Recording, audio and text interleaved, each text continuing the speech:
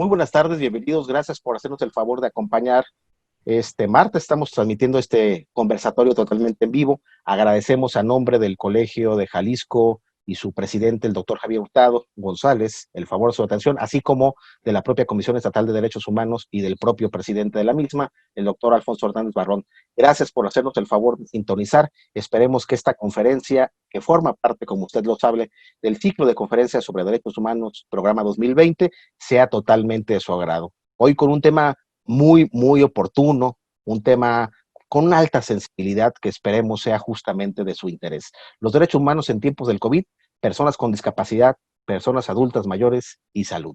Un tema que da para hablar mucho, para conversar mucho, no solamente entre nuestras panelistas, sino también entre ustedes, el público. Así que sean todos bienvenidos. Gracias por habernos hecho el favor de esperar. Ofrecemos una disculpa por haber empezado un poquito tarde. Estamos haciendo unos pequeños ajustes técnicos, pero ya estamos totalmente listos. Así que muchísimas gracias, reitero, por su paciencia, su comprensión y su presencia. Antes de iniciar, les recordamos que usted podrá participar y generar las preguntas para cualquiera de nuestras tres panelistas en el momento que usted desee. Le pedimos nada más que utilice justamente la sección de preguntas que viene abajo. Si usted baja su cursor, abajo en la barra inferior de Zoom, aparece ahí el espacio para preguntas. Ahí, por favor, pónganos su pregunta, de preferencia a quién va dirigida de nuestras tres invitadas, en el entendido de que si usted no la etiqueta a alguna de ellas, comprenderemos que es una pregunta abierta para las tres. Así que reiteramos, sean bienvenidos todos y muchas gracias. Así que si me lo permiten, formalmente presento de manera muy general a nuestras tres panelistas. Más tarde lo haré de forma particularizada. Muchas gracias también, obviamente, por la participación y colaboración de la maestra Yasmín de la Torre Méndez. Muchas gracias, de igual forma, a la maestra Marisol Mejía Molina. Gracias, de igual forma, a la licenciada Claudia Ivette Chávez Ogazón. Gracias a las tres integrantes de la propia Comisión Estatal de Derechos Humanos por abordar este importante, sensible y trascendente tema hoy más que nunca. Así que seamos todos partícipes de este análisis con ellas y, si me lo permite, formalmente empezaríamos por presentar y posteriormente dar el uso de la palabra a quien encabezará o iniciará estos trabajos, la maestra Yasmín de la Torre Méndez. Ella es abogada por el ITESO, por el Instituto Tecnológico de Estudios Superiores de Occidente. Cuenta con maestría en Derecho Constitucional y Amparo y maestría en Programación Neurolingüística y Educación. Tomó diversos cursos y diplomados en variables diversas de los derechos humanos. Docente en diversas universidades de la licenciatura en Derecho y de maestría en Derecho Constitucional y Amparo. Ocupó diversos cargos, entre los que se encuentra el de encargada de la Cuarta Visitaduría General, destacando que durante 15 años fue encargada de los asuntos de educación de la misma visitaduría. Actualmente es la visitadora adjunta del Grupo de Trabajo Especializado en Salud, en la primer Visitaduría General de la Comisión Estatal de Derechos Humanos en Jalisco. Con ustedes, la maestra Yasmín de la Torre Méndez. Adelante, maestra, cuenta usted con 20 minutos.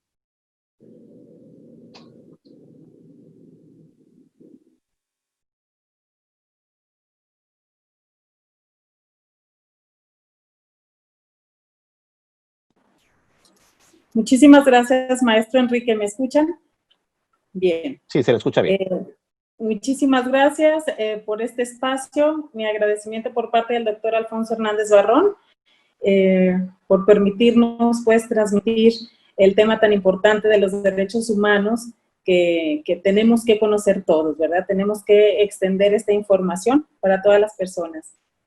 Pues, iniciando con el tema encaminado a la salud, los derechos humanos en el contexto de la pandemia por el COVID-19. Un tema tan controversial que nos ha generado tantas inquietudes, tantos sentimientos encontrados, emociones, intranquilidades, podríamos decir, que tenemos que abordarlo desde este escenario en un tema de derecho. Pues vamos a iniciar con que tenemos pues que la ONU sostiene que la pandemia es una prueba para las sociedades, los gobiernos, las comunidades y las personas, que nos sitúa en un momento de solidaridad y cooperación para combatir y mitigar este virus.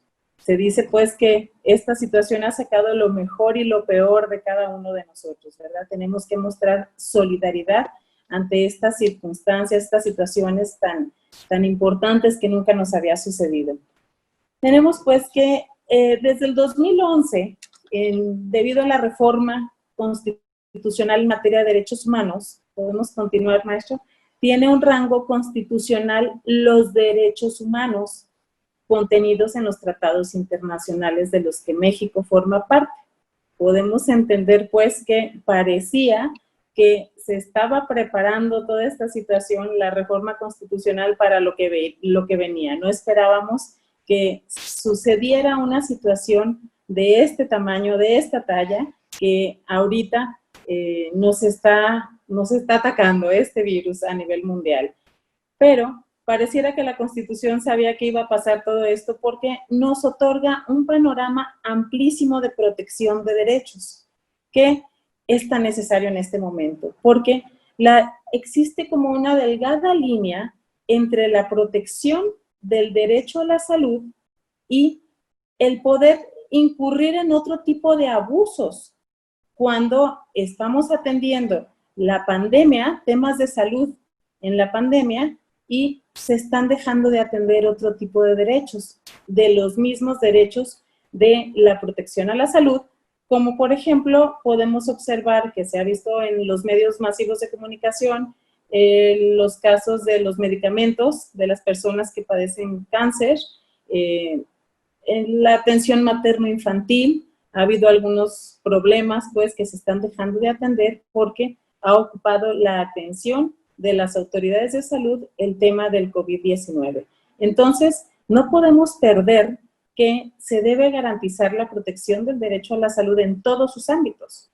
Bueno, pues tenemos aquí los tratados internacionales que además apoyan pues todo nuestro sistema jurídico mexicano a partir de esta reforma del 11 de junio de 2011. Tenemos en esa reforma, a partir de esa reforma, en el artículo 1 constitucional, el tercer párrafo nos habla que todas las autoridades en el ámbito de sus competencias tienen la obligación de promover, respetar, proteger y garantizar los derechos humanos de conformidad con los principios de universalidad, interdependencia, indivisibilidad y progresividad. Entendemos, pues, que a partir de ese momento ya no es privativo de los organismos públicos defensores de derechos humanos la cuestión de promover, respetar, proteger y garantizar los derechos humanos, sino que atañe a todas las autoridades en el ámbito de sus competencias. Por lo tanto, esto nos permite hacer exigible ese derecho ante todas las autoridades. Ya no corresponde solamente a las comisiones de derechos humanos, sino a todas las autoridades.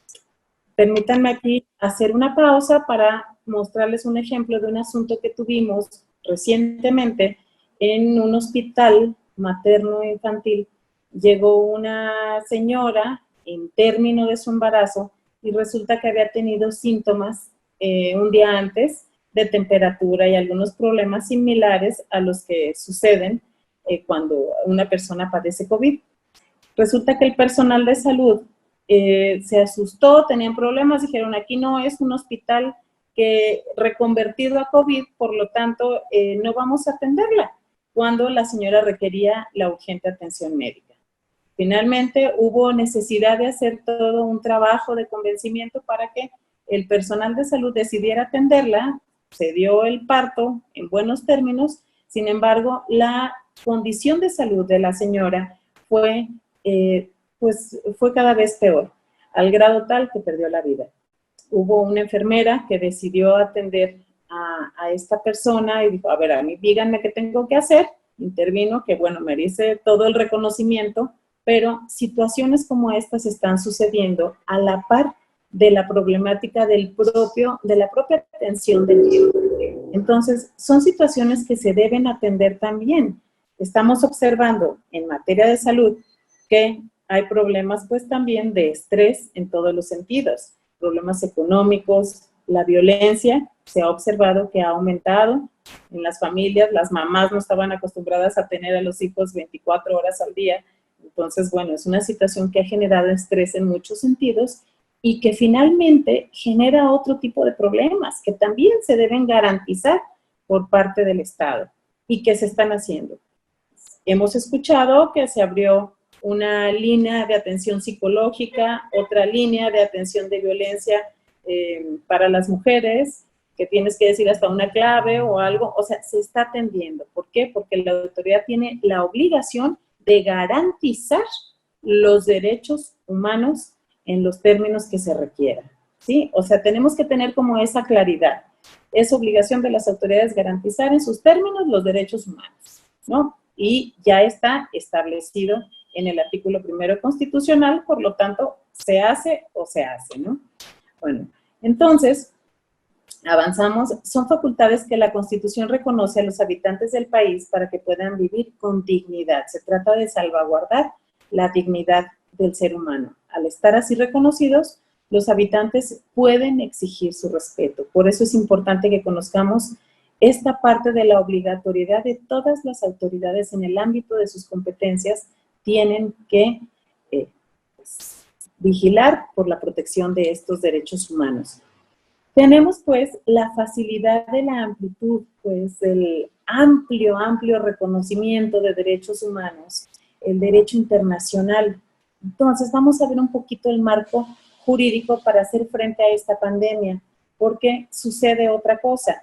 No podemos perder, como les decía, el Estado de Derecho.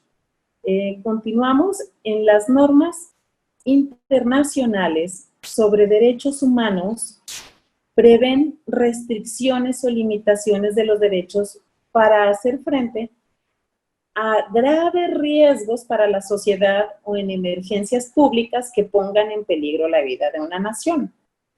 Sin embargo, o sea, esto significa que las autoridades pueden limitar algunos derechos, como ya nos sucedió.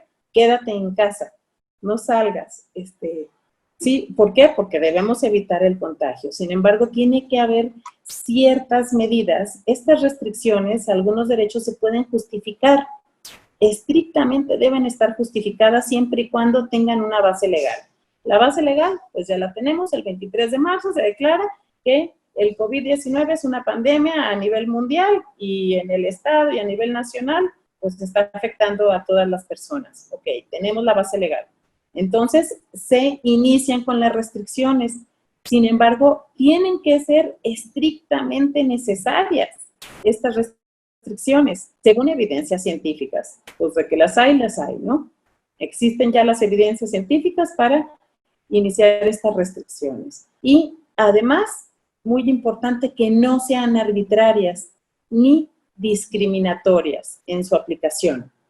Esto significa lo que habíamos visto en la presentación anterior, que el derecho con los principios, dice, todas las autoridades tienen la obligación de promover, respetar los derechos humanos de acuerdo a los principios de universalidad, que significa que se deben aplicar sin discriminación alguna a todas las personas. Entonces, aquí nos habla que no tienen que ser arbitrarias las medidas implementadas por las autoridades ni discriminatorias en ningún sentido en su aplicación. Además, tienen que ser de duración limitada. Tiene que haber un término para decir no salgas de casa, ¿no? Quédate en casa. ¿Por qué? Porque de esa manera evitamos el contagio. Ok. Sin embargo, siguen las otras problemáticas sociales. ¿Qué vamos a comer? ¿Dónde vamos a trabajar? ¿Cómo le hago con los hijos? La cuestión de educación, la cuestión de la salud mental, el ejercicio, todo es importante. Esta es la cuestión del principio de indivisibilidad de los derechos humanos. Porque estamos protegiendo el derecho a la salud, en automático estamos defendiendo también el derecho a la vida. Están interrelacionados. Que se escucha cortada la voz, hay algún problema, ¿verdad? Pero a ver, vamos a ver si ya es cuestión de conectividad. Bueno, hasta ahí debemos pues entender que estas restricciones están sujetas además de ser por un tiempo limitado, tienen que respetar la dignidad humana y que estén sujetas a revisión y tenemos que tener muy claro que tiene que haber una proporcionalidad para lograr su objetivo. La medida que se implemente debe ser proporcional a lo que estamos pretendiendo salvaguardar, ¿sí? Entonces, bueno, dice aquí ya lo que tenemos en la pantalla, las normas internacionales sobre derechos humanos prevén restricciones o limitaciones de los derechos para hacer frente a graves riesgos para la sociedad o en emergencias públicas que pongan en peligro la vida de una nación, salvo estas situaciones que acabo de comentar. Tenemos, pues, avanzamos con el sistema universal, que está el Pacto Internacional, por mencionar algunos instrumentos internacionales, el Pacto Internacional de Derechos Civiles y Políticos, el Pacto Internacional de Derechos Económicos, Sociales y Culturales, y lo que atañe a nivel regional a México, la Convención Americana sobre Derechos Humanos, que regula la función de la Corte Interamericana de Derechos Humanos. Así de amplio tenemos, nada más por mencionar algunos de los instrumentos internacionales que podemos hacer uso para defender nuestros derechos. Avanzamos, maestro, por favor. Entonces, seguimos. El Pacto Internacional nos habla en su artículo 4 de una suspensión de derechos en situaciones excepcionales que pongan en peligro la vida de la nación cuya existencia haya sido proclamada oficialmente. Ya lo tenemos. Debe ser limitada a las exigencias de la situación, es lo que se debe cuidar, y las medidas deben ser compatibles con las obligaciones contraídas y que no entañen discriminación. Seguimos avanzando. Aquí hay una cuestión muy importante, la que sigue, por favor, el pacto, muy importante, que las restricciones está bien justificado, que lo que tenemos que cuidar ahorita, que nos dicen, cuídate por favor en la medida de lo posible, porque ya estamos viendo que se están generando otros problemas económicos, ¿no? En las familias, además de la educación, además de otras situaciones, pues, que están surgiendo a lo largo de esta pandemia. Observamos con toda buena voluntad de algunos gobernadores de proteger los derechos de la ciudadanía, sin embargo, tenemos que ser observadores que no sean contrarios a lo establecido en la Constitución. Debemos saber que las restricciones de algunos derechos más importantes atañen al presidente de la República. Entonces, vamos observando que no sea una cuestión que viole los derechos a la legalidad y a la seguridad jurídica, es decir, que no se pierda el Estado de Derecho en ningún momento. Sí, eso es muy importante, que nosotros como abogados tenemos de alguna manera que estar como observadores de estas situaciones. El Pacto Internacional de Derechos Económicos, Sociales y Culturales también no se establece en su artículo 4 que solo podrán limitarse legalmente en la medida compatible con su naturaleza y con el exclusivo objeto de promover el bienestar general en una sociedad democrática, y no podrán restringirse de ninguna manera derechos fundamentales. ¿Podemos continuar, maestro, por favor? La que sigue y la que sigue. Entonces, la Convención Americana sobre Derechos Humanos, gracias, en su artículo del 3 al 25 nos reconoce algunos derechos y libertades sin indicar limitaciones o restricciones. Señala los que pueden restringirse, entre ellos, por la salud de reunión, por ejemplo, que fue lo que nos restringieron un tiempo y que todavía ya nos lo están dejando como por cuestión de conciencia, de reunión, libertad de asociación, el derecho de circulación, de residencia, ¿verdad? Bueno, tenemos que tener conciencia de esta situación y es increíble que no obstante que estamos viendo la situación como está aumentando los casos, que en un principio las estadísticas nos decían que iba muy bien Jalisco, al menos pues en estadísticas, ¿verdad? En contagios, número de contagios y en número de fallecimientos, bueno, de repente nos descuidamos y aumenta y nos damos cuenta que algunas personas todavía dicen, pues mira, yo la verdad ni he visto a nadie que fallezca por eso y yo no creo que exista, porque se lo inventaron las autoridades. La razón que sea, tenemos que tener conciencia de que no es solo por nosotros. Acuérdense que tu derecho termina donde inicia el mío, ¿no? Y de alguna manera tenemos que tener esa conciencia del cuidado de los demás, de los adultos mayores, de los niños, de las personas que tienen algunos otros padecimientos, algunas comorbilidades, y es cuestión de conciencia. Ok, continuamos. El artículo 27, pues, de la Convención Americana sobre Derechos Humanos nos dice que como causa de suspensión de garantías, en caso de peligro público o de otra emergencia que amenace la independencia o seguridad del Estado parte podrá adoptar disposiciones en la medida y por el tiempo estrictamente limitado a las exigencias de la situación. O sea, No puede permanecer una situación así. Todo el mundo cuando platicamos con alguien, sí, pues sí, pero no salgo, pero ¿de qué como? Pero mis hijos, pero sí, y sí, y sí, todos tienen razón. Tenemos que aprender a vivir con esta situación, el manejo de la enfermedad. Ahorita sabemos pues que ya existe una vacuna, pero pues para que nos llegue y para que podamos hacer uso de ella y mientras son las pruebas técnicas o lo que sea, bueno, pues tenemos que aprender a cuidarnos y a ser responsables de esta situación.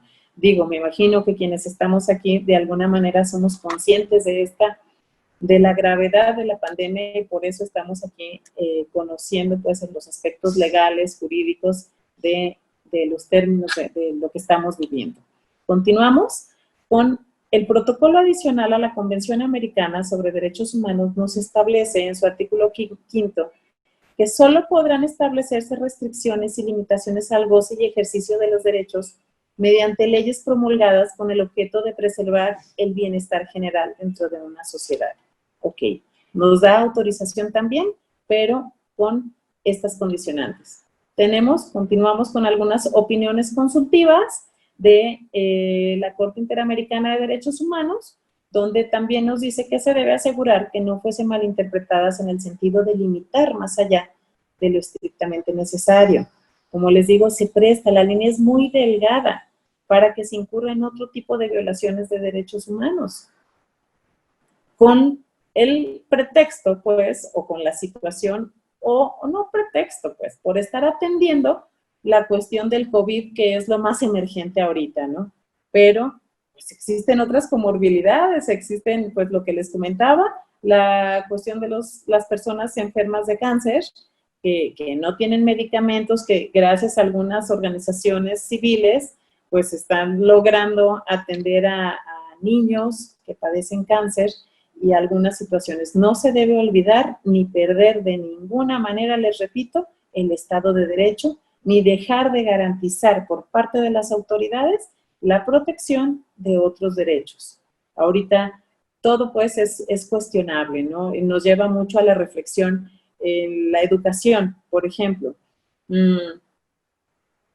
El caso de, y los maestros mencionaban, hay algunos docentes que no tienen los medios para impartir sus clases, ¿no? Que no tienen computadora. Digo, Claudia no me dejará mentir, ella, la licenciada Claudia, atiende los casos de educación y no tienen ni siquiera los medios para impartir clases. Ok, la Secretaría de Educación, como autoridad responsable de garantizar el derecho a la educación, pues ahí está, ¿verdad? Les proporciona los medios, computadoras, ahora ver internet. Imagínense una madre de familia sola que se dedica a no sé, a labores propias del hogar o alguna situación con 3 hijos que ni siquiera ella entiende la cuestión de la educación, ¿cómo va a proporcionar eso a sus hijos? O que tiene que resolver primero lo de la alimentación, el tema de alimentación. Entonces, de alguna forma estamos dejando de atender el derecho a la educación, pero bueno, ya habrá momento y las autoridades tendrán que implementar las medidas necesarias para garantizar una vez más el derecho a la educación. Otro derecho. ¿Se fijan cómo están relacionados unos con otros? Estamos ahorita hablando pues de esa interrelación de los derechos humanos. Entonces, la opinión consultiva 8 del 87 nos dice que no se trata de una suspensión de garantías en sentido absoluto, ni de suspensión de derechos. Lo único que puede suspenderse es su pleno y efectivo ejercicio de manera temporal y limitada. Continuamos, que pues no son suspendibles el reconocimiento de la personalidad jurídica, por ejemplo, la vida, la legalidad, el nombre, la protección a la familia, la conciencia, la nacionalidad, la religión y bueno, la esclavitud, ¿no? No puedo tener esclavos ni ahorita.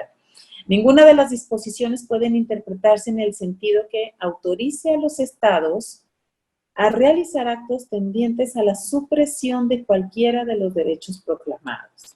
Que nos quede claro, hay derechos que no se pueden suspender, ¿no?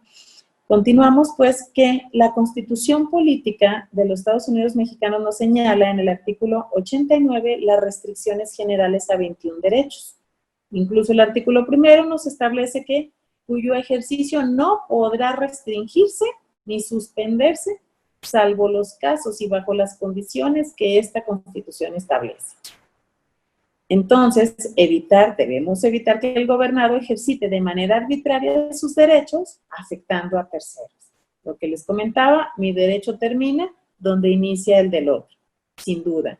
Y ahorita, si el derecho del otro, el derecho a la salud, significa que yo me deba poner un cubrebocas, bueno, pues me lo pongo, ¿verdad? Debemos generar esa conciencia en muchas personas que lo observamos todos por donde andamos, no lo hacen. Estamos minimizando esa situación que es real.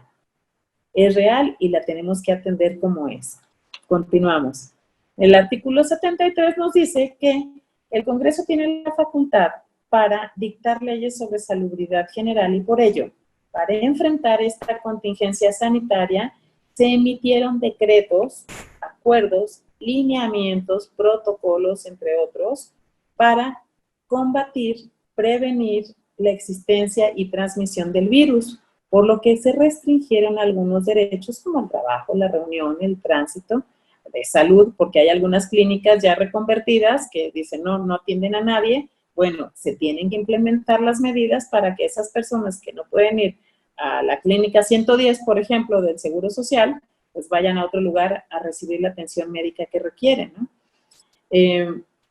Aquí es como muy importante resaltar, pues, que existen esos lineamientos, por ejemplo, para el uso y trato de los cadáveres, pues se tiene que atender lo que hay. Cómo se debe velar, las personas que deben estar ahí, 6 personas, máximo 10, las horas que debe estar, que no se abra el cuerpo, o sea, hay lineamientos, hay acuerdos, hay decretos que se emitieron por parte de las autoridades del gobierno del Estado y a nivel federal para atender esta contingencia. Las debemos conocer, todas se han hecho públicas por primera vez. Es mi percepción muy personal que hay una información muy clara, hubo información muy clara al inicio, al menos en el estado de Jalisco, de la situación que guardaba esta contingencia de la pandemia. Hubo transparencia, yo observaba, a ver, cuídense porque el virus ahí viene, porque nos está llegando. Y la gente, curiosamente, yo veía que no creían, desconfiando.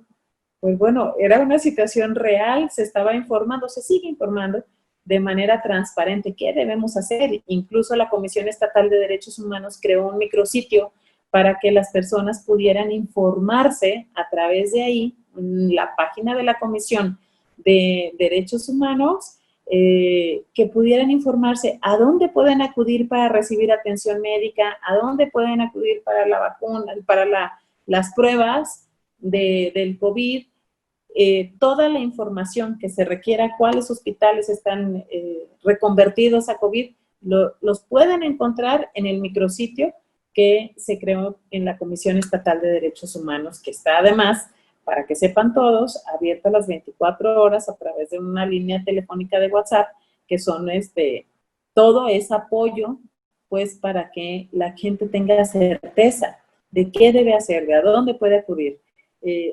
Pues fue como una solidaridad, como decía en un inicio, de todas las instituciones para combatir esta situación.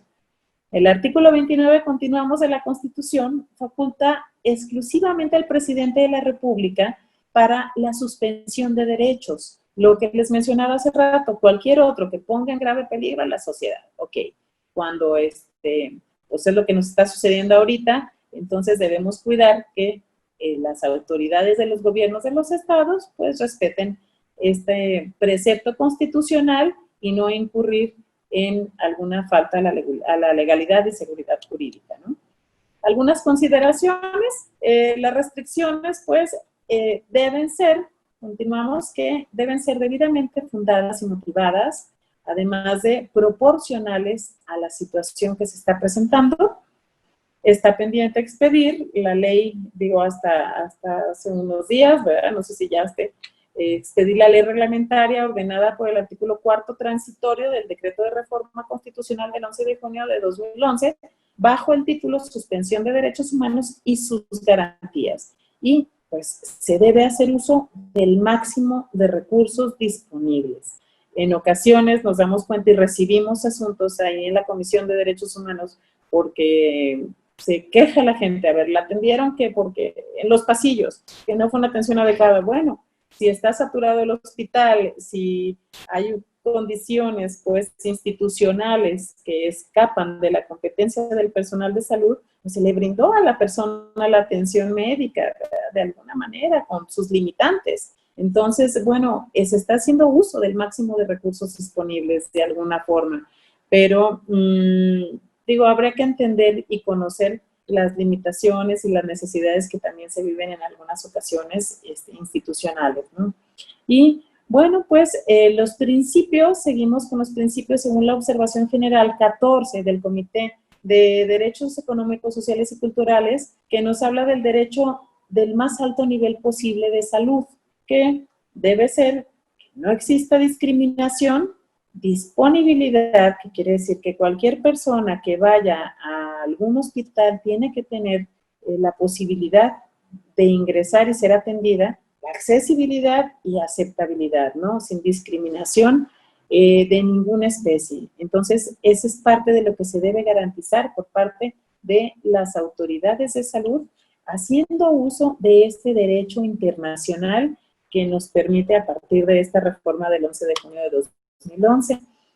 Entonces, recalcando, continuamos con algunas obligaciones de las autoridades de brindar información accesible, hacer un diseño de medidas de salud con enfoque de derechos humanos, un diseño de medidas de reducción de impactos económicos, que estamos viendo que viene grande y bueno, pues tenemos que salvar esa situación de alguna manera, y brindar servicios con los más altos estándares de calidad y calidez. Como conclusión, pues podemos tener que esta crisis de salud derivada de la pandemia por el COVID-19 no debe convertirse de ninguna manera en una crisis de derechos humanos. Hoy, como nunca, los gobiernos y sociedad tenemos una oportunidad para dar respuestas adecuadas e integrales para enfrentar la magnitud y gravedad de la crisis que estamos viviendo. Es obligación ineludible para hacer vigente el Estado constitucional y democrático de derecho del que gozamos en nuestro país. Pues muchísimas gracias.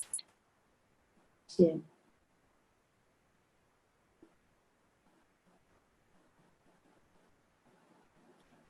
Es cuanto.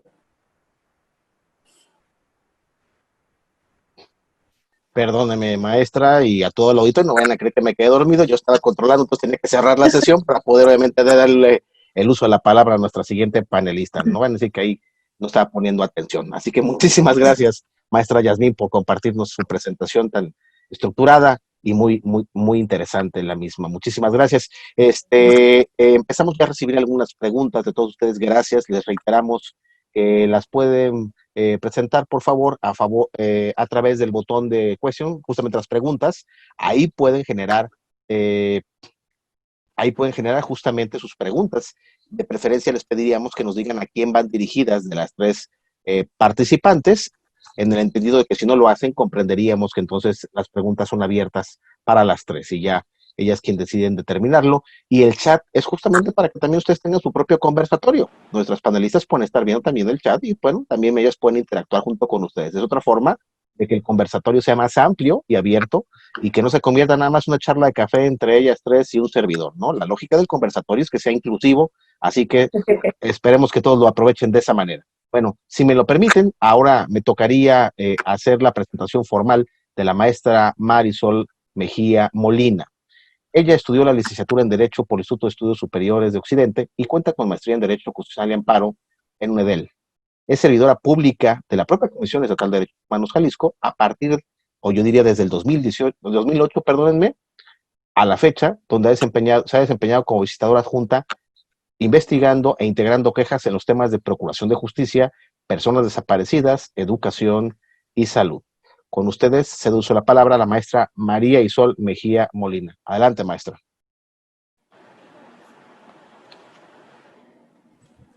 Hola, ¿qué tal? Buenas tardes. ¿Me escuchan bien?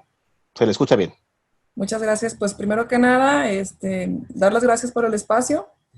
Un agradecimiento también al personal de la comisión, al propio presidente que nos hizo favor de dejarnos compartir con ustedes un poquito de nuestra experiencia que en el quehacer de la comisión todos los días nos podemos percatar. A mí me tocó en esta ocasión traerles un tema, pues por demás sensible, que es el de las personas mayores, sobre todo pues en el aspecto del COVID. ¿Por qué es especial? Bueno, pues porque como todos sabemos, ¿quién no quiere?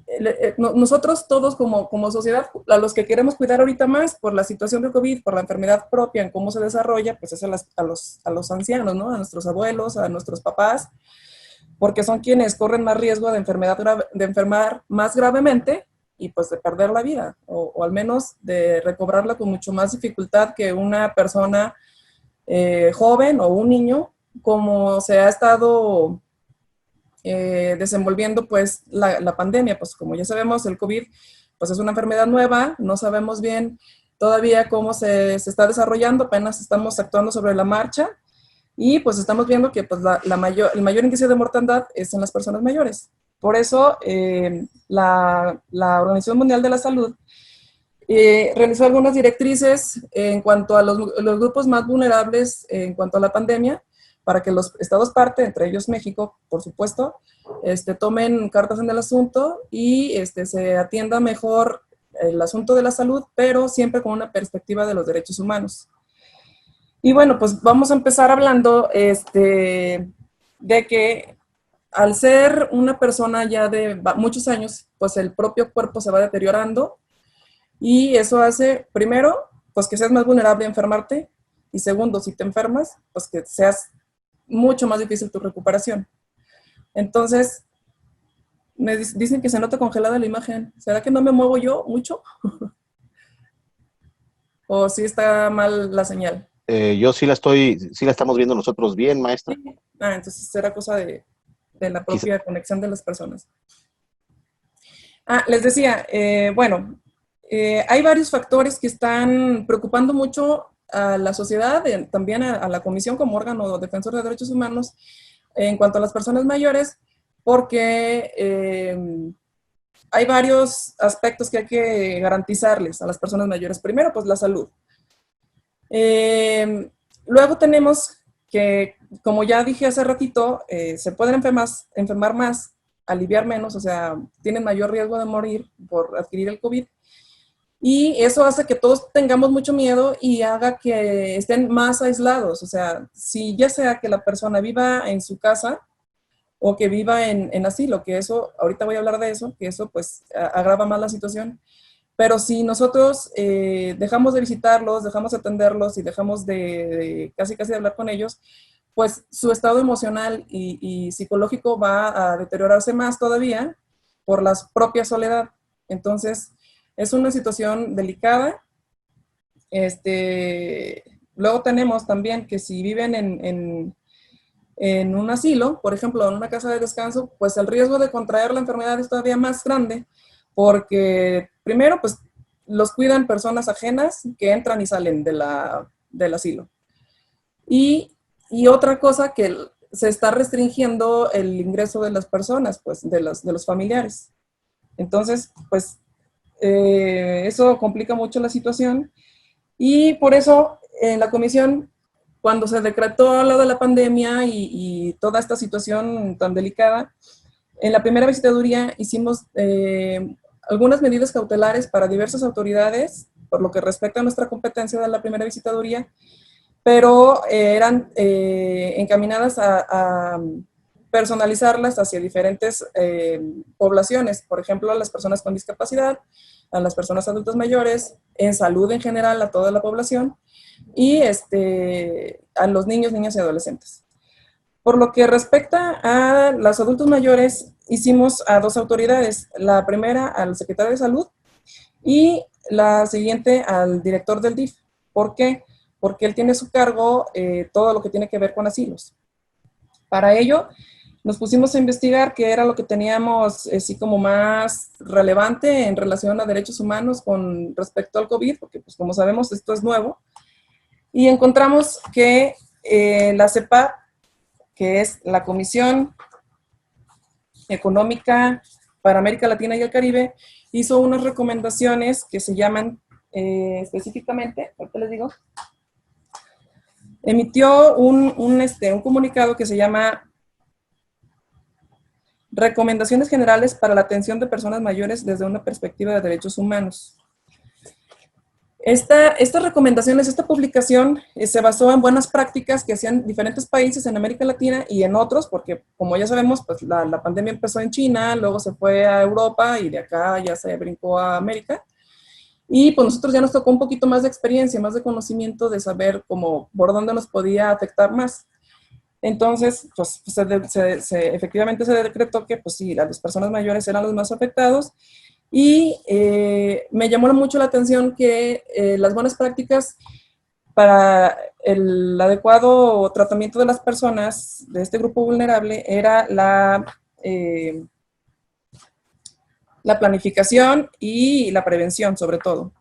Entonces se estableció como dos vertientes. La primera, para las personas que viven en su casa, pues primero informarse. Y eso nos sirve a todos como población en general, porque pues todos tenemos a nuestra mamá, a nuestro abuelo, a ver, tenemos aquí una pregunta, dice, para la maestra Mar, ¿por qué no se obliga a las instituciones federales? Ay, a ver, otra vez.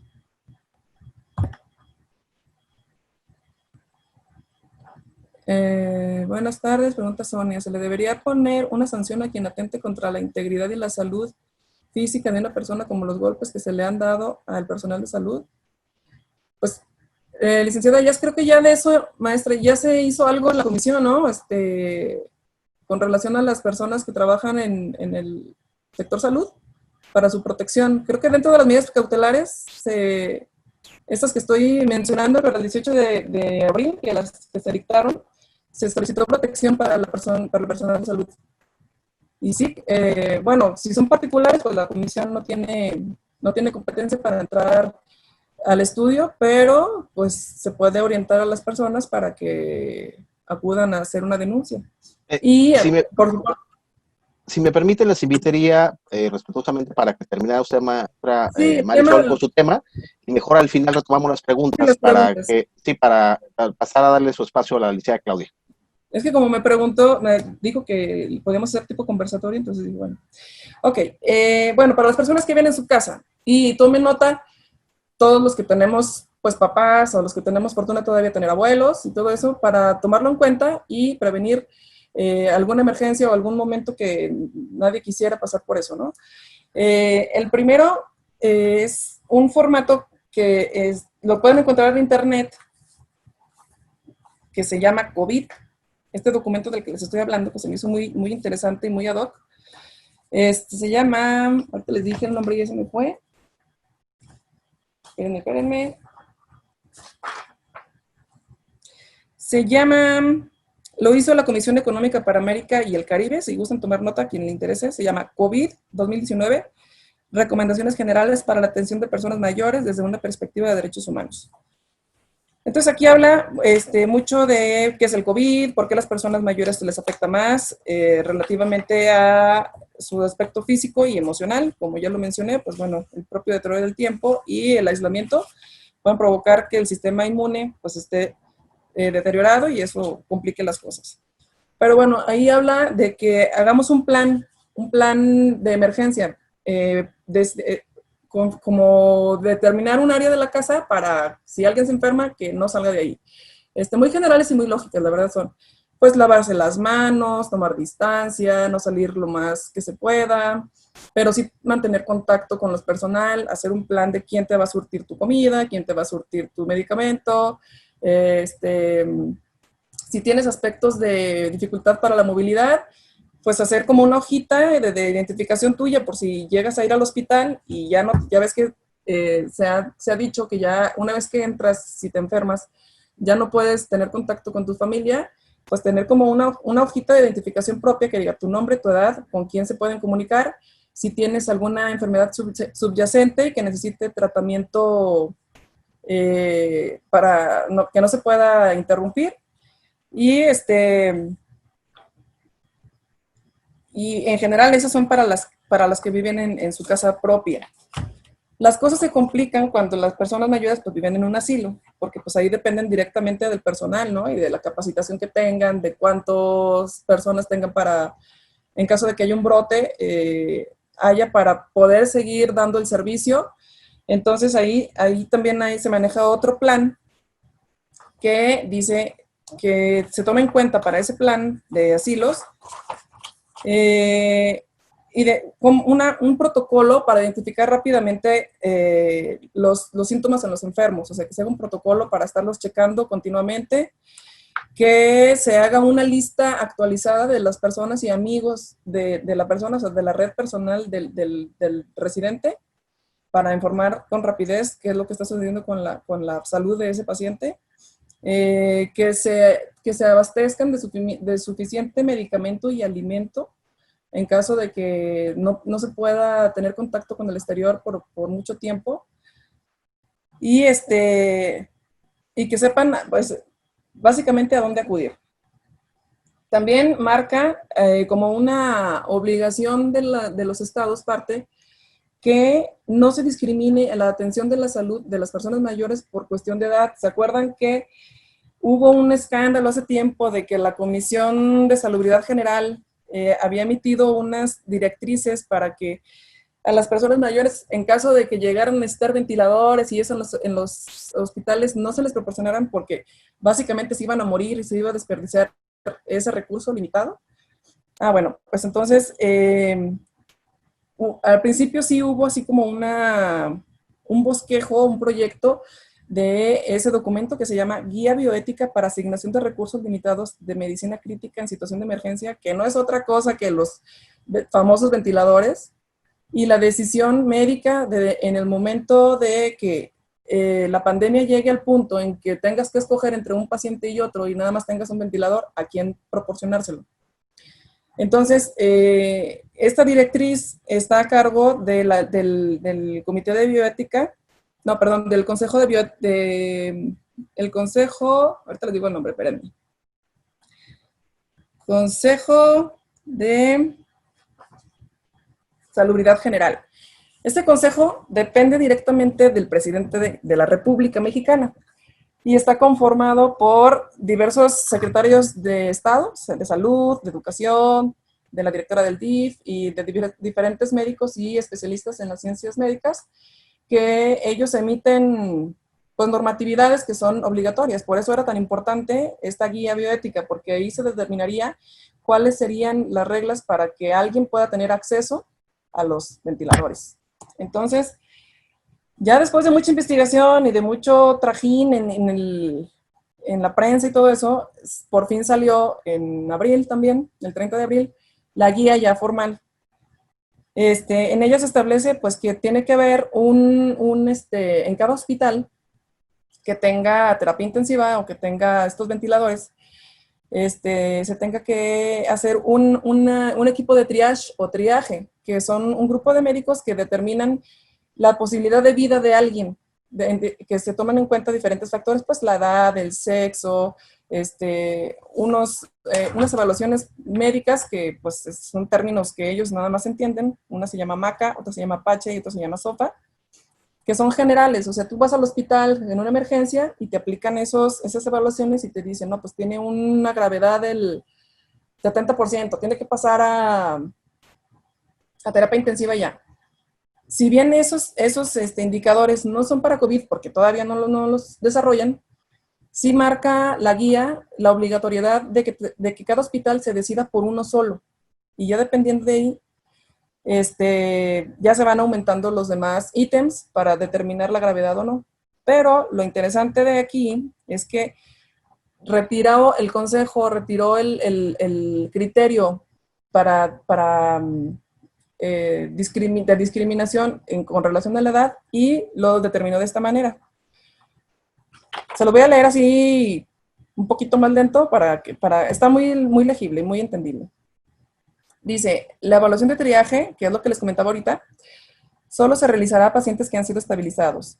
De ser posible, debe proveerse ventilación mecánica temporal y es importante, que se informe a los pacientes y a los familiares cuál es el estado de cada paciente que llegue solicitando el servicio. El objetivo de esta guía es dar una pauta bioética para proteger la salud de la población, entendiendo esto como salvar la mayor cantidad de vidas. Lo anterior se traduce en que los pacientes que tienen mayor probabilidad de sobrevivir con la ayuda de la medicina crítica son priorizados sobre los pacientes que tienen una menor probabilidad de sobrevivir. Un solo hospital no deberá utilizar diferentes escalas, que era lo que les decía, para calcular la probabilidad de supervivencia de los pacientes, ya que esto generaría problemas de consistencia y transparencia en la asignación de recursos escasos. Cuando la puntuación sea idéntica, que aquí es cuando estamos ya en el momento crítico, pues, de la pandemia, que hasta ahorita, afortunadamente, según las autoridades de salud del estado, no se ha llegado a este punto, todavía hay espacios. Dice, cuando la puntuación sea idéntica, o sea, entre dos pacientes que ya se les hizo todas las evaluaciones y tengan el mismo porcentaje de pronóstico de vida, cuando sea idéntico, en un primer momento habrá que tomar en cuenta que la literatura científica muestra el día de hoy que la mortalidad de COVID no es la misma entre los sexos. O sea, aquí hay que ver, si tienen 50-50 dos pacientes, van a escoger el sexo que tenga mayor probabilidad de vida. Pero si son del mismo sexo, dice, si lo anterior no se resuelve, o sea, si son del mismo sexo, la situación sobre quien recibirá el acceso a los recursos escasos antes de la decisión deberá considerar la protección a personas que pertenecen a grupos vulnerables y, en caso excepcional, como último recurso, tomarse de forma aleatoria y transparente. Esto es, si tenemos 50-50 de probabilidades de vida, las dos son mujeres, y una pertenece a un grupo vulnerable y la otra no, se tiene que dar prioridad a la persona vulnerable. Y en caso de que, o sea, vulnerables indígenas, personas mayores, personas con discapacidad y niñez, que creo que son los grupos vulnerables. Si pertenecen, entonces pues ya es ahora sí que un volado. Pero aquí al menos ya se quitó el aspecto de discriminar a las personas por edad. Por eso en las medidas cautelares que dictamos en abril, una de las peticiones que hicimos a la Secretaría fue que en cada hospital que dieran atención a COVID, se estudiara esta guía, porque había mucha efervescencia de que a las personas mayores no se les diera la atención porque pues, corrían más riesgo, que era casi seguro que se murieran. Entonces nosotros queríamos que supieran de esta guía para que aun cuando, y ahorita ya lo sabemos, cuántas personas adultas mayores se han salvado de COVID y cuántos jóvenes se han muerto. O sea, eso ya sabemos que no es un factor determinante. Entonces, tenemos interés de que supieran esto la comunidad médica, que se hiciera pues obligatoria su estudio. Y otra, pues fue esto, que se tomara en consideración para las personas que tenían bajo su resguardo en los asilos, que pues que hicieran un plan de acción, que tuvieran en sus listas los hospitales que recibían a personas con COVID, que atendieran todas las enfermedades subyacentes de las personas mayores y que se abastecieran de los medicamentos, que se abastecieran de medicamentos también, de todo para COVID, que hicieran protocolos permanentes para verificar su respiración, su temperatura de ellos y de las personas que los cuidan. Y bueno, todo lo que tenga que ver con los cuidados para la prevención de los asilados, de quienes los cuidan y que tuvieran un plan en caso de que tuvieran un brote dentro de su institución para personas mayores. Pues eso es lo que hemos hecho en la comisión. Hemos estudiado el asunto de las personas mayores con un poco de profundidad, pues porque lo amerita, porque el asunto es delicado. Y hasta aquí mi participación. No sé si tengan alguna duda o otro comentario. Muchísimas gracias, maestra Marisol Mejía. Ya estamos recibiendo algunas preguntas para ustedes. En un momento más, concluyendo la última participación que ahorita presentaré, con mucho gusto se las hago su mención para que ya ustedes nos hagan el favor de referirlas. Por lo pronto, a todos los demás les comento que las seguimos recibiendo ahí. Si ustedes aplican o dan acceso a la función justamente de Zoom de Question, ahí ustedes pueden desarrollar su pregunta de manera directa.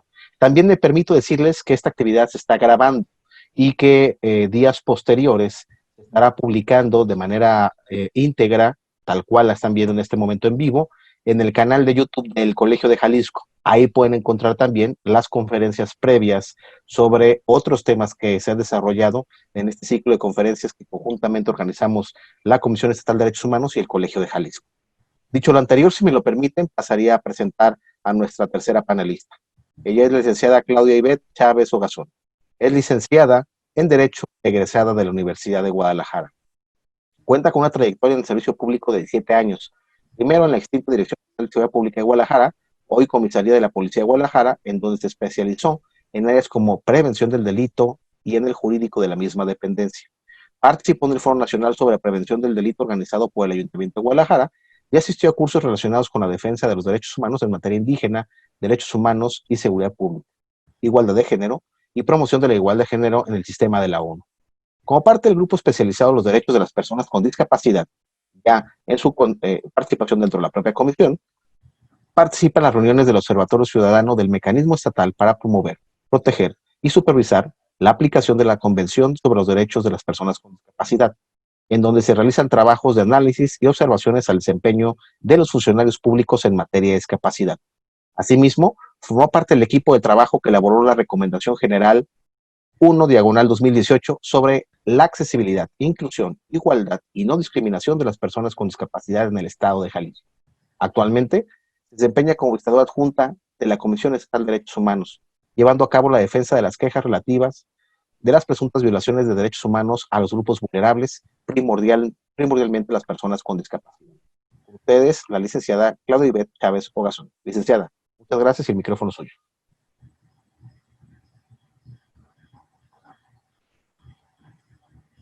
Todavía sigue apagado su micrófono, licenciada Claudia. Listo.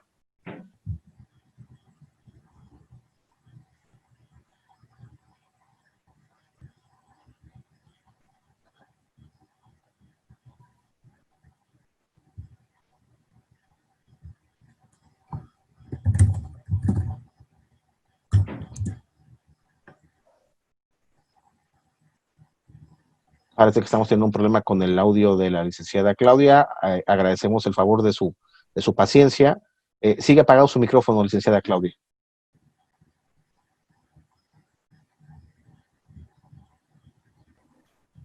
Creo que ya, ¿verdad? Ya la escuchamos. Muchas gracias. Disculpen. Buenas tardes a todas y a todos los participantes en este curso. Agradeciendo la invitación por parte del Colegio Jalisco a nombre de la Comisión Estatal de Derechos Humanos y su servidora. Pues sí, como ya decían mis compañeras que me antecedieron en la exposición, pues la pandemia del COVID-19 nos ha amenazado a todas y a todos en nuestra sociedad, siendo las personas con discapacidad uno de los sectores de la población más golpeados o que se ha visto más afectado debido a las barreras del entorno que ya ellos vienen enfrentando y aquellas barreras institucionales que se han generado a respuesta de este virus.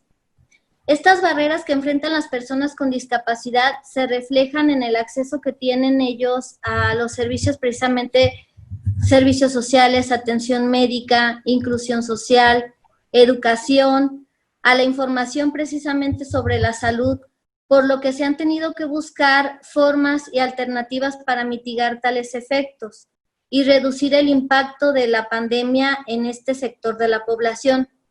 Ante este panorama, como en todos los ámbitos, hemos tenido que innovar y concientizar sobre el impacto de la pandemia a esas autoridades de diferentes niveles de gobierno, con el objetivo pues de que lleven a cabo acciones, estrategias y destinen recursos para asegurar respuestas ante el COVID-19, siempre y cuando sean basadas en los derechos humanos y que resulten inclusivas de las personas con discapacidad, como ya lo mencionaba la maestra Yasmín, todo dentro de un entorno legal.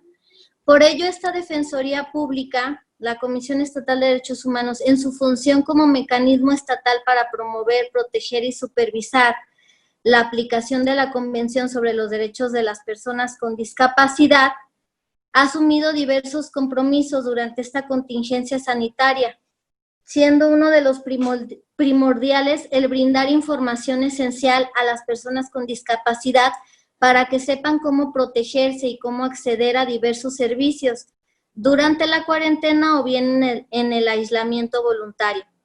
Se han generado diversos instrumentos sobre información respecto a la enfermedad, métodos de prevención y servicios. Estos han tenido que adoptar un formato preciso, accesible y oportuno, porque es de todo sabido que pues hay personas con diferentes discapacidades. Por ejemplo, puede ser la discapacidad visual, entonces hay que innovar sobre cómo les hacemos llegar la información a este sector, o discapacidad auditiva, también se tienen que buscar alternativas. Asimismo, nuestra Comisión Estatal de Derechos Humanos ha participado monitoreando sobre el reconocimiento, respeto y garantía que guardan los derechos de las personas con discapacidad en el marco de esta pandemia. Para este ejercicio hicimos algo muy interesante. Solicitamos a los titulares de 5 secretarías del gobierno estatal que precisamente nos informaran sobre las acciones, estrategias, métodos, medios y formatos que estaban utilizando para garantizar los derechos de las personas con discapacidad desde el ámbito de su competencia. Resulta muy relevante el trabajo que han hecho todas estas secretarías en el esfuerzo, pues, de mitigar los efectos de esta pandemia y darle frente a lo que ha sido esta emergencia sanitaria. Tenemos, por ejemplo, la Dirección de Inclusión a Personas con Discapacidad del Gobierno Estatal. Ellos, pues, han generado información oficial sobre medidas sanitarias, han formulado los caminos para hacer llegar la información a las personas con discapacidad sobre acciones de gobierno, los servicios especializados, ruedas de prensa, porque pues las personas con discapacidad tienen derecho, como todos nosotros en igualdad ante la ley, al acceso a la información. Sin embargo, este acceso debe de darse siguiendo los parámetros de accesibilidad para las personas con discapacidad.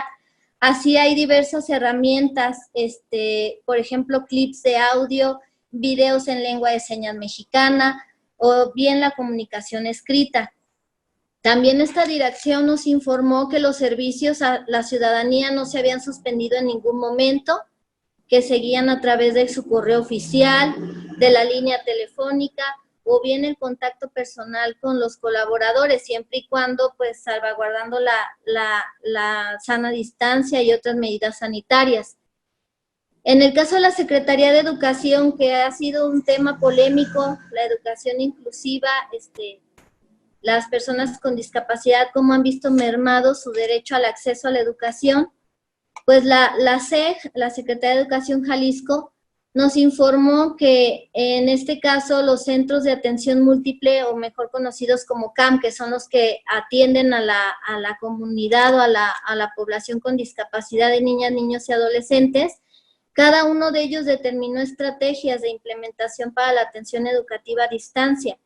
Destacan las guías de trabajo en formato de fácil lectura, videos tutoriales, clases por medio de Zoom, contacto telefónico con padres de familia para brindar asesoría, plataformas digitales educativas, guías de trabajo y asesoría a padres por WhatsApp, y cuadernillos de trabajo entregados en los domicilios de aquellos alumnos que no cuentan con ningún medio de comunicación.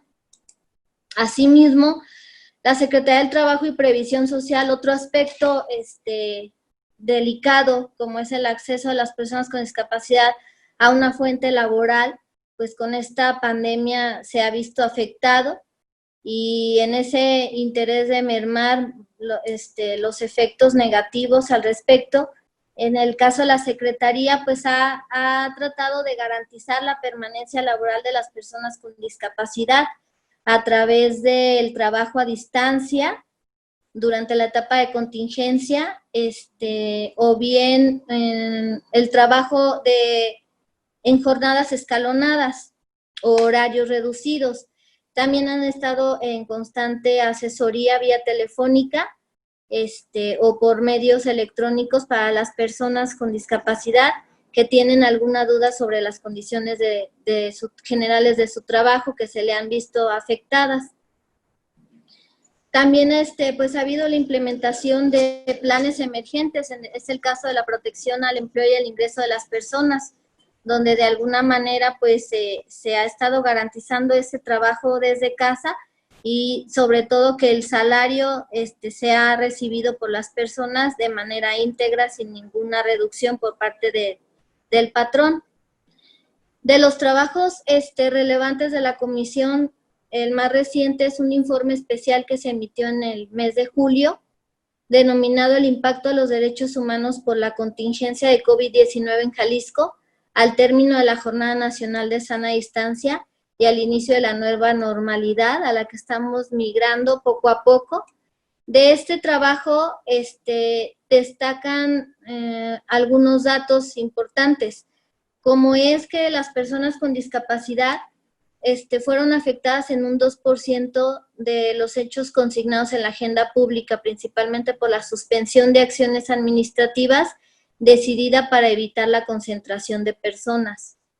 También los motivos principales de queja que se han presentado en la comisión por parte de personas con discapacidad en el contexto del COVID-19, pues han sido alrededor de la discriminación por ignorar ese trato diferenciado en la sana distancia para este sector de la población y precisamente en la exclusión para actividades educativas a distancia. Estos han sido los dos motivos principales de queja por parte de este sector de la población.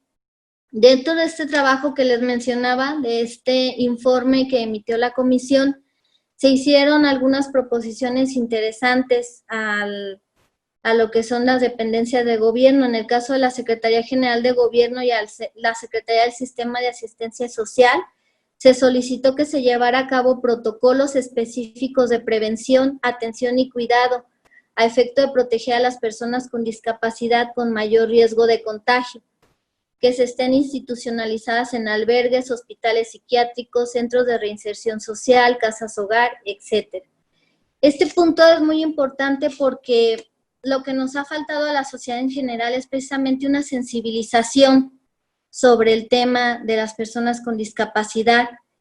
Ya entrando al tema, al estudio del tema, se encuentra uno que, por ejemplo, hay pacientes albergados con discapacidad psicosocial o intelectual que no permiten el uso del cubrebocas.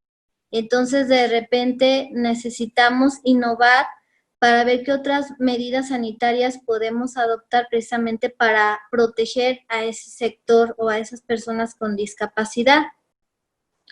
Esa es la necesidad de los protocolos, precisamente, para que vayan encaminados a un grupo específico, en protección a un grupo específico, pero adaptados completamente a las necesidades, porque a veces se emiten los protocolos, pero no están acordes a la realidad que estamos viviendo.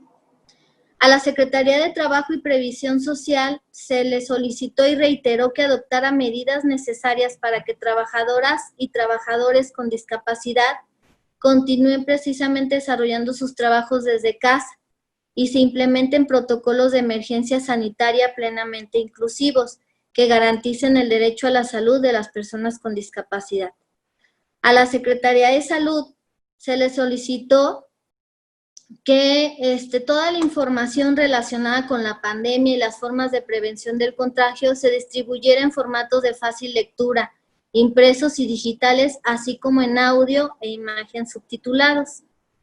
Sin embargo, no obstante todos estos trabajos, continuamos pues en medio de la pandemia y con muchos retos por cumplir y por confrontar.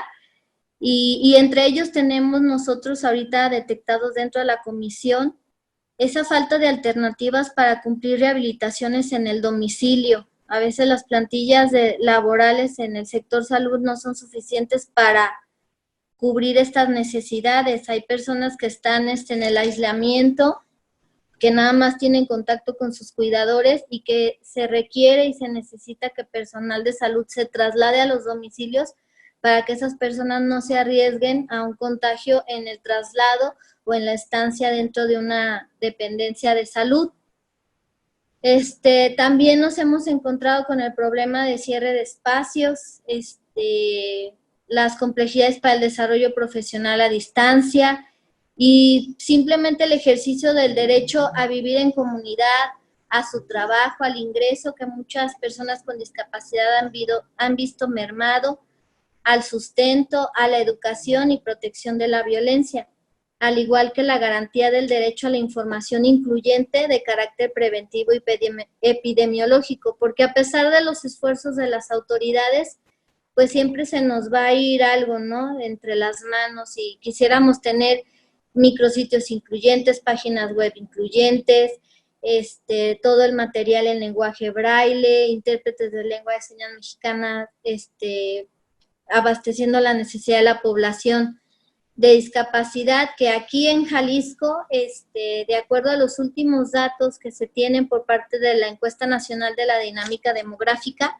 y son del 2018, pues estábamos hablando de 545,679 jaliscienses que tenían alguna discapacidad. Entonces no es una cantidad pequeña, es un grupo importante de la población que merece y es ser contemplado en igualdad de condiciones y en igualdad ante la ley para todos nosotros, igual que todos nosotros. Entonces, pues sí es uno de los principales retos durante esta contingencia. Y sí, las autoridades federales, estatales han hecho su esfuerzo, se han emitido, por ejemplo, la Guía para la Protección de la Salud de las Personas con Discapacidad, que emitió el gobierno federal, que habla de medidas básicas para evitar el contagio y la prevención. Sin embargo, pues tenemos que seguir trabajando, es una agenda muy ocupada y a veces olvidada, pero sobre todo en los dineros, pero esperamos cada vez llegar más a tocar esas fibras sensibles del gobierno para que dote de los recursos necesarios y ser verdaderas sociedades incluyentes. ¿Verdad? Pues por mi parte es todo.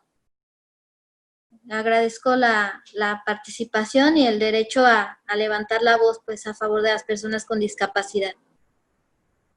No, al contrario, gracias a usted, licenciada Claudia Ivette Chávez Ogazón, por su participación en esta tarde. Ya tomamos nota de algunas de las preguntas que ustedes nos están haciendo el favor de compartir, y de igual forma de algunos de los comentarios que también están desarrollando. Antes de dar parte a las preguntas que ustedes nos están señalando, quiero destacar y agradecer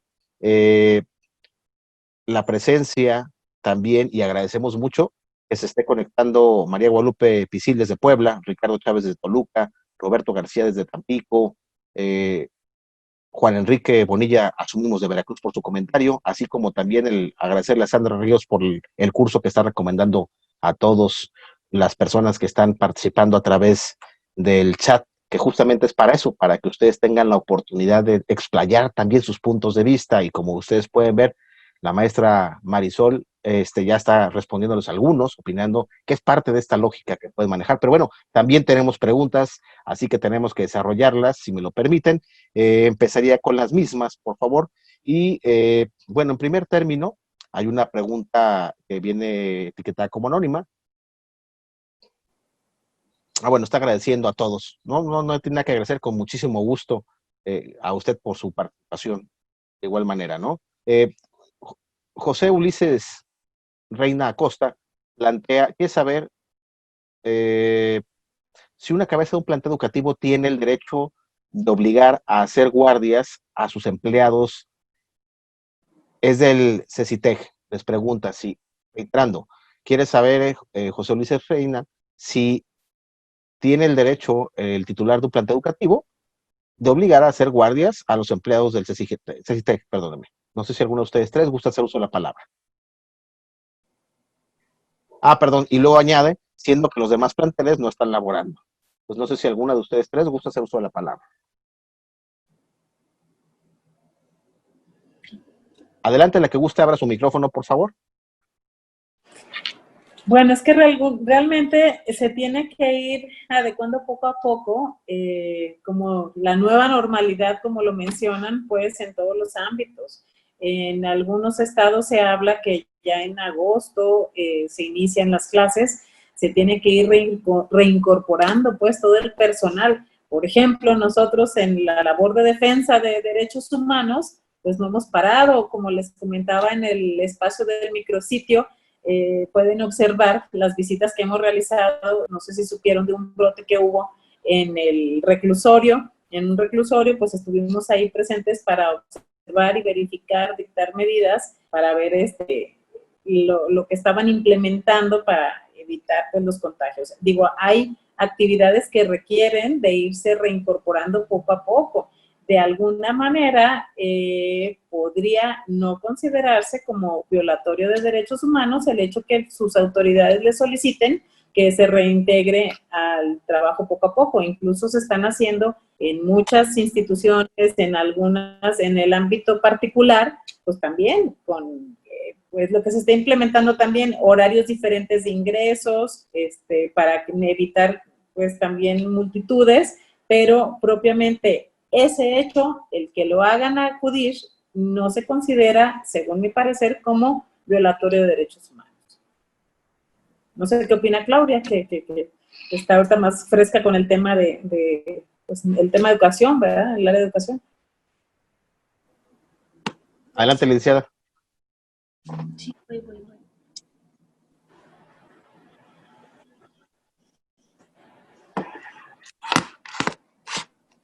¿Sí me escuchan?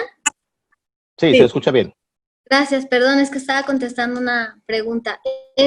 Precisamente en acuerdo con la maestra Jazz, en este caso, pues sí, cada uno de los directores tiene esa pauta para ir entrando a lo que es la nueva normalidad, mientras no haya un acuerdo de suspensión de actividades por parte aquí, en el caso de Jalisco, del titular del Poder Ejecutivo, y en ese caso es incorporarse, ya sabrán bajo qué modalidad, si es guardias, horarios escalonados.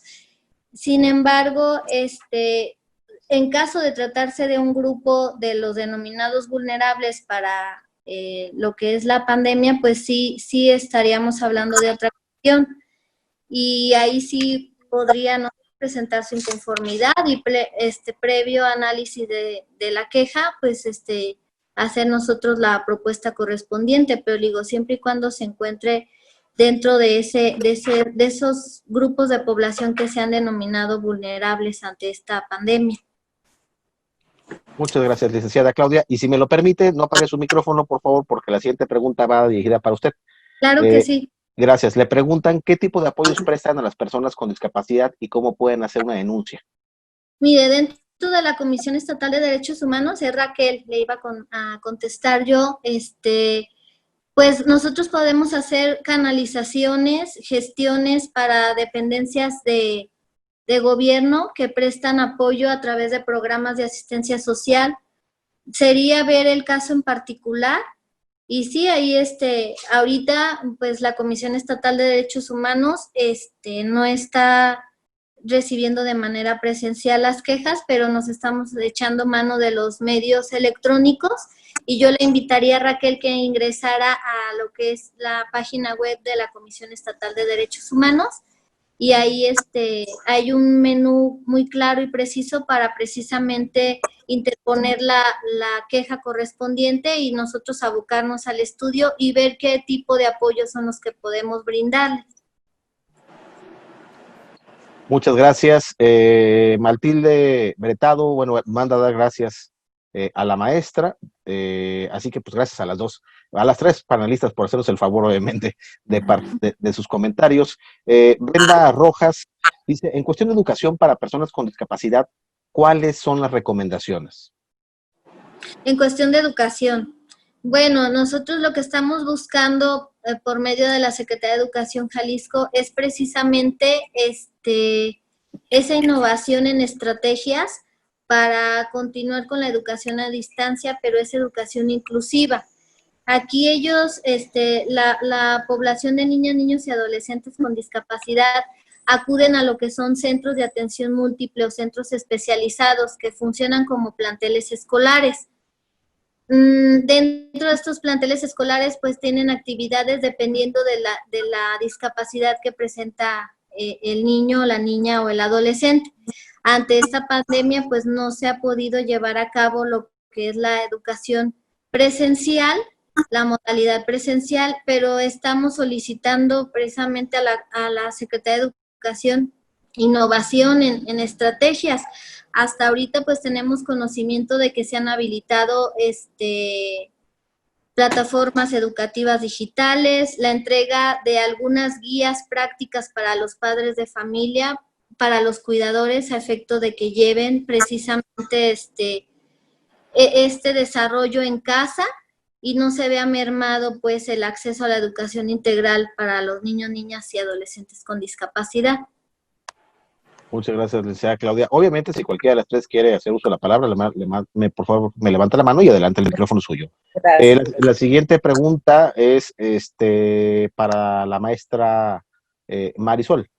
Matilde Bretano le pregunta, ¿existe edad para brindar atención a las instituciones de adultos mayores?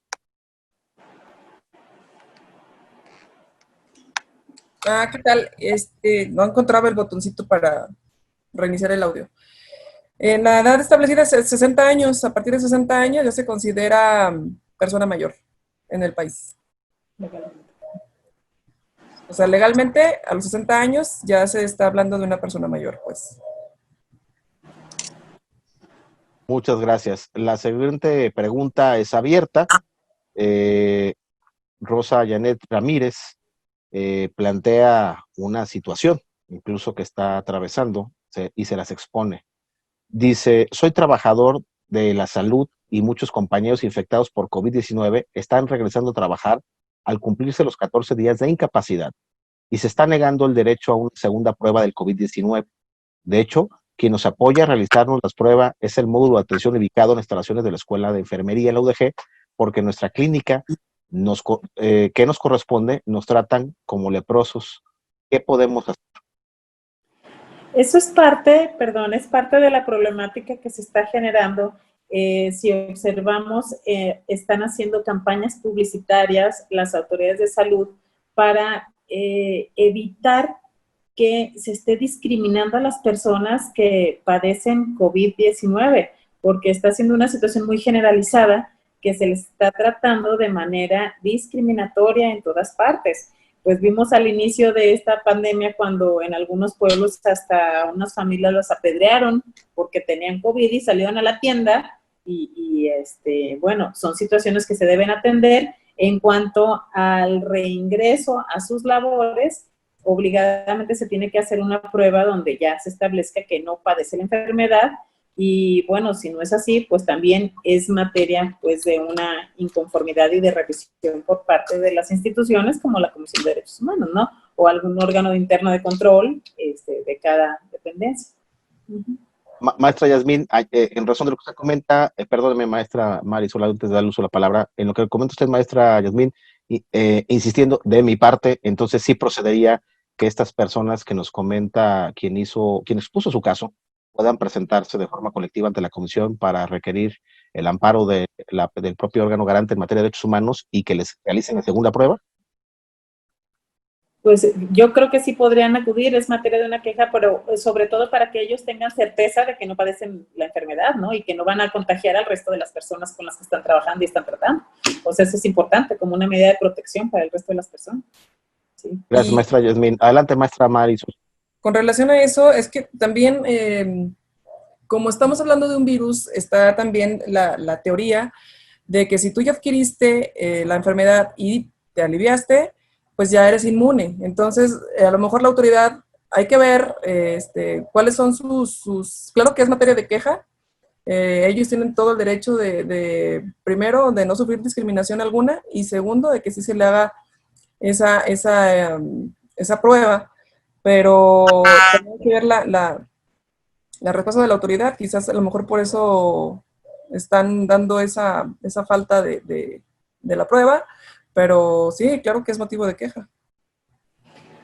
Ahora, quisiera abonar que no necesariamente tendría que iniciarse un procedimiento de queja, sino podría la Comisión de Derechos Humanos intervenir dictando medidas cautelares y se soluciona la situación. La cuestión de la discriminación Si sucede por parte de sus compañeros, bueno, pues es cuestión, y ya se ha solicitado por parte de la Comisión de Derechos Humanos la implementación de políticas públicas y de generar conciencia con todas las personas del respeto a los derechos humanos y a la dignidad, como dije en un inicio, es lo que se tiene que respetar, la dignidad de las personas, que no sean tratadas pues de manera discriminatoria, como lo mencionaban en alguna de las preguntas que alcancé a leer, que agredían al personal de salud si andaba vestido con sus batas en la calle y todo eso, si es materia pues de algún medio de defensa, pues primero constituye un delito, ¿no? El hecho de que sean agredidos, si es que hay lesiones, si hay alguna situación. Entonces, otra también, en un pronunciamiento se hicieron peticiones para que se dictaron medidas cautelares para que se salvaguardara los derechos del personal de salud que, pues que no fueran tratados con discriminación. Pero es cuestión como generalizada ante la ciudadanía, ¿no? Que crear conciencia. Entonces, ¿qué se tiene que hacer? Políticas públicas, spots, de respeto a las personas que finalmente pues están vigilando nuestra salud, ¿no? Están cuidando de nuestra salud. Muchas gracias a ambas maestras. Nos están llegando varios mensajes del señor José Ulises Reina. Vienen separados todos, pero finalmente reitera o está insistiendo en lo que nos había planteado hace rato sobre que en un plantel educativo los está obligando el superior a las personas que están en grupos vulnerables a trabajar. Él plantea que los demás planteles están cerrados desde hace 4 meses y medio, prácticamente desde marzo, pero que finalmente donde él está, los están obligando a trabajar, a presentarse en guardias, y que en el caso particular de quien nos hace el favor del comentario, padece de epilepsia. No sé si ustedes tengan alguna recomendación que pudieran darle. Lo invitamos a acercarse a la Comisión de Derechos Humanos para recibir orientación. Con mucho gusto le paso los datos del teléfono, la línea de WhatsApp que está abierta a las 24 horas, es 33 11 56 73 42 y también hay una línea gratuita al 01800 201 89 91 y ahí puede recibir con mucho gusto orientación respecto a su caso. Gracias. La siguiente pregunta también es anónima. Dice, caso de un posible adolescente de preparatoria con un proceso de diagnóstico por posible discapacidad psicosocial. Personal de la institución educativa quiere realizar un cambio de especialidad porque considera que el chico no podrá con el estrés de la carrera actual, pero él no quiere. ¿Qué procede? Si la están leyendo la pregunta, dame arriba. ¿Me escucho? Sí, muy bien, licenciada. ¿Sí? En este caso, él tiene derecho a una educación integral en un plantel regular.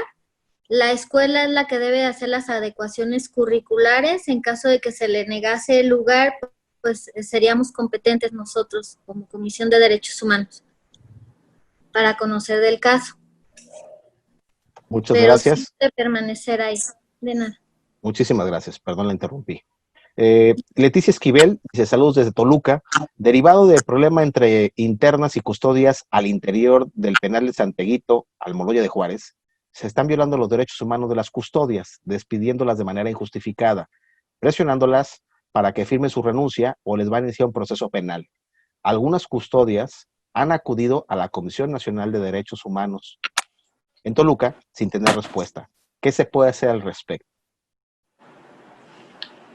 Dar trámite a su queja, que ya, yo creo que esa es la vía, pues, ¿no? Por la vía no jurisdiccional, también tienen derechos laborales y pueden demandar por la vía laboral, pero tienen las dos opciones, hacer valer sus derechos por la vía jurisdiccional y por la vía no jurisdiccional, como ya lo hicieron ante la Comisión de Derechos Humanos. Definitivamente ahí hay, así como lo plantea en esos términos, hay violaciones de derechos humanos y saludos pues a toda la República, pues que da mucho gusto saber que hay personas conectadas de todos los estados, ¿verdad?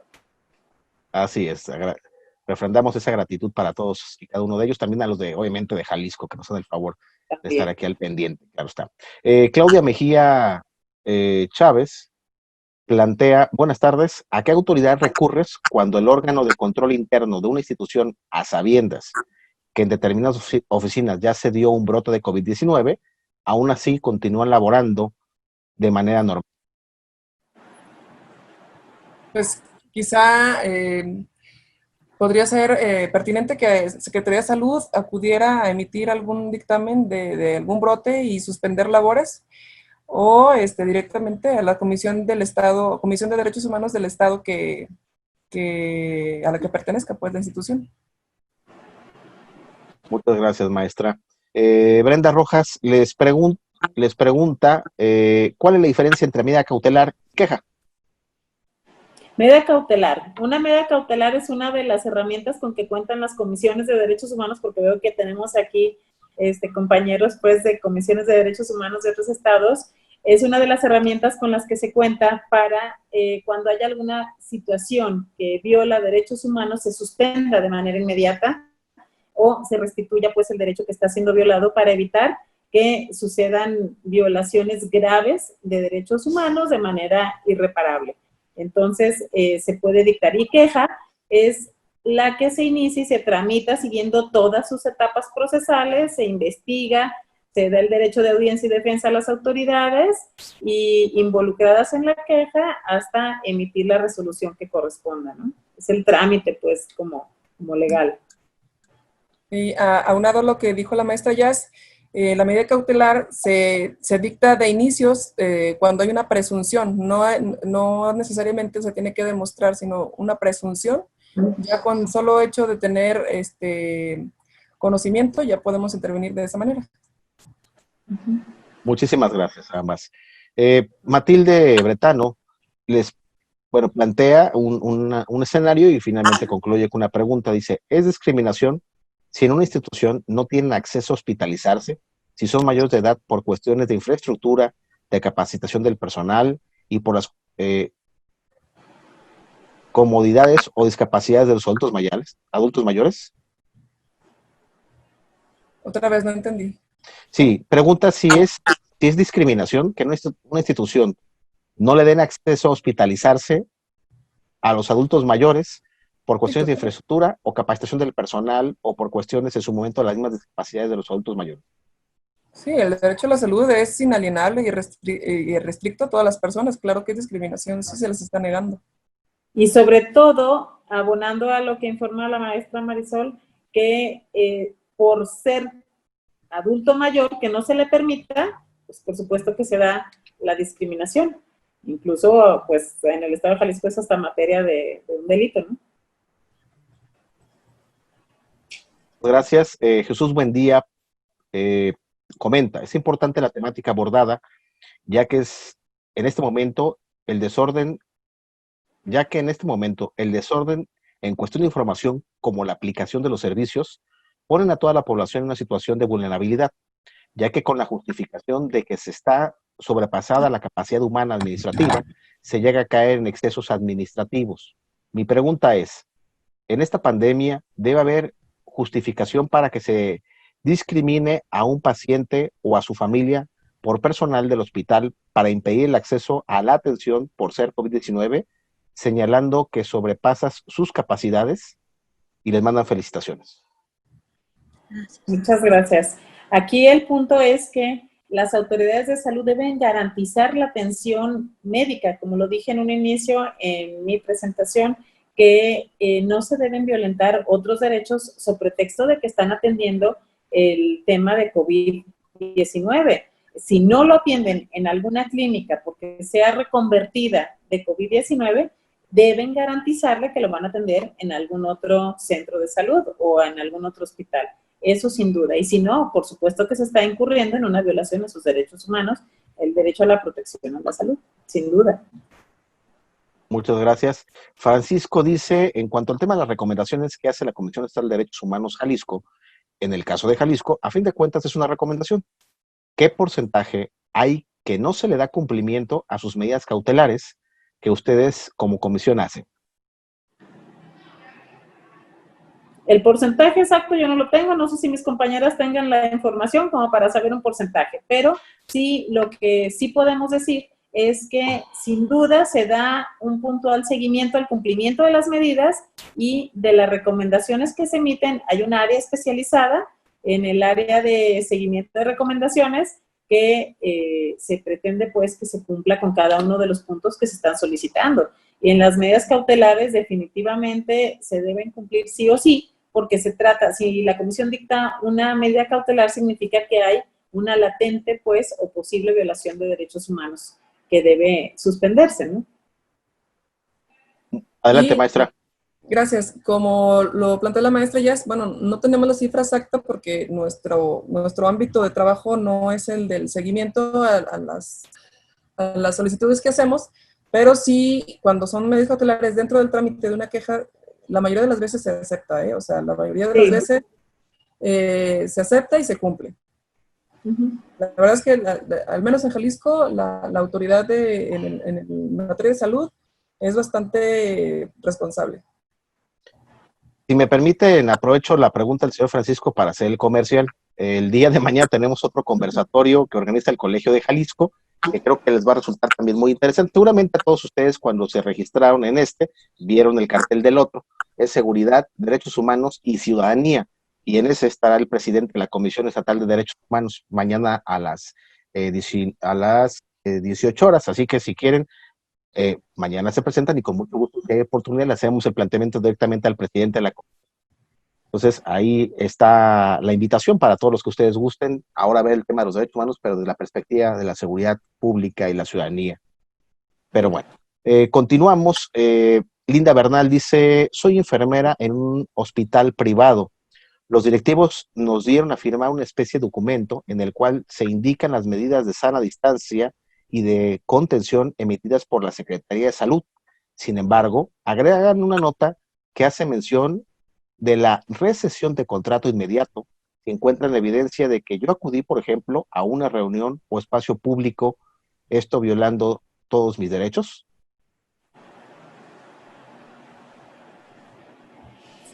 Pues podría tratarse de hechos futuros e inciertos. El hecho de que esté firmando esa situación como condicionante me imagino que la razón es porque no se cuida y puede contagiarse en otro ámbito y tiene consecuencias en su área de trabajo.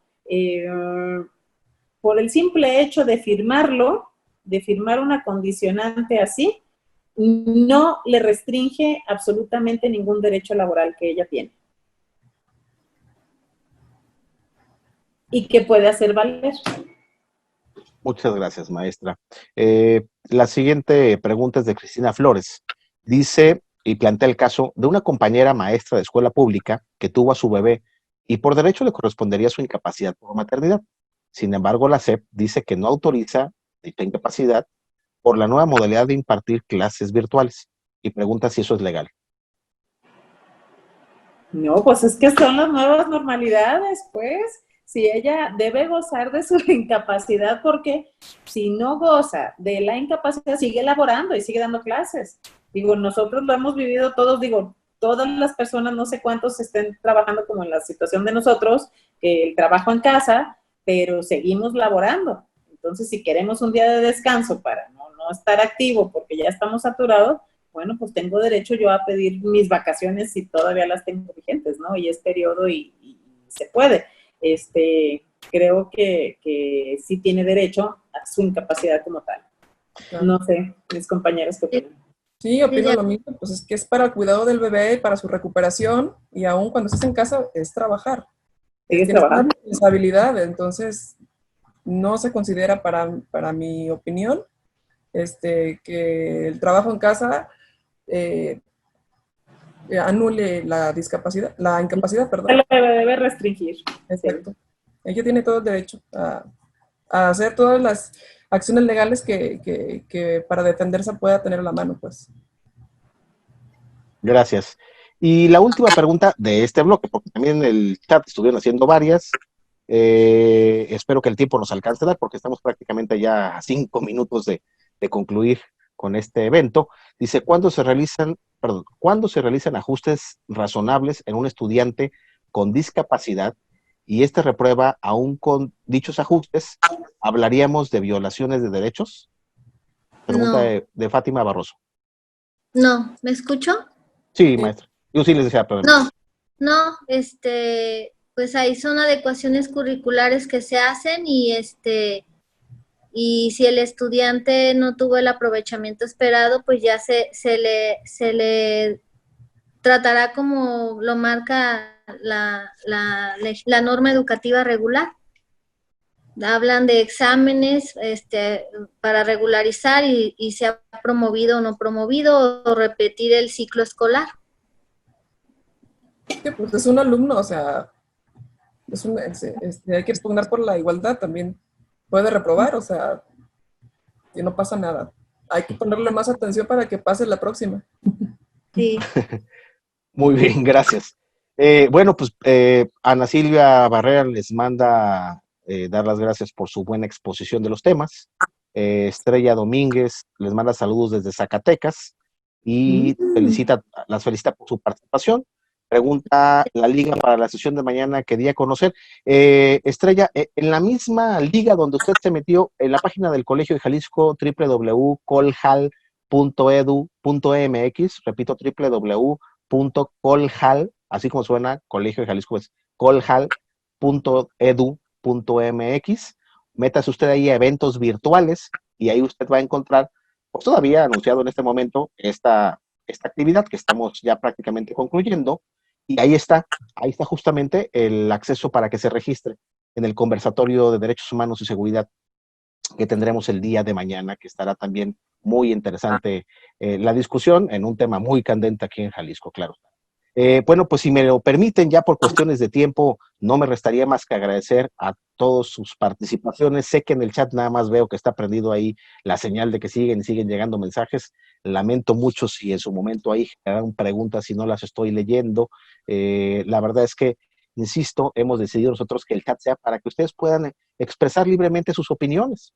Y si en su momento nuestros panelistas tienen la oportunidad, pues que también vayan interactuando con ustedes. Esa es la intención del chat, mientras que el de las preguntas es justamente para eso, para poderlas administrar y plantearlas de la mejor forma para todos con ustedes. Así no se nos escapa ninguna. Entonces, agradezco pues el favor de su atención. Ofrezco una disculpa, insisto, a quienes hicieron preguntas que no alcancé a leerlas, pero ya por cuestiones de tiempo tendríamos que estar cerrando la sesión. Quiero agradecer, pues, reiterando a nombre del Colegio de Jalisco y a nombre de la Comisión Estatal de Derechos Humanos, así como de sus titulares, el doctor Javier Hurtado y el doctor Alfonso Hernández Barrón, la presencia y participación de todos y cada uno de ustedes. Especialmente agradecerle a la maestra Yasmín de la Torre, a la maestra Marisol Mejía y la licenciada Claudia Iber Chávez. Muchas gracias. Quiero compartirles que ustedes tres, seguramente si ya tienen en su correo electrónico la constancia virtual por su participación, o estará llegándoles un momento más, comprenderán que con este asunto de la sana distancia, pues no se los podemos entregar físico, pero tienen la misma validez curricular. Y obviamente si esto se acaba pronto, con mucho gusto las cambiamos. Pero bueno, muchas gracias a ustedes tres por su participación y gracias a todos ustedes, amigos que nos siguieron en esta transmisión, que esperamos haya sido de su agrado, muy interesante, como considero que así fue. Reiteramos pues el favor de que nos sigan en la siguiente actividad que tengamos como parte de este ciclo de conferencias de derechos humanos.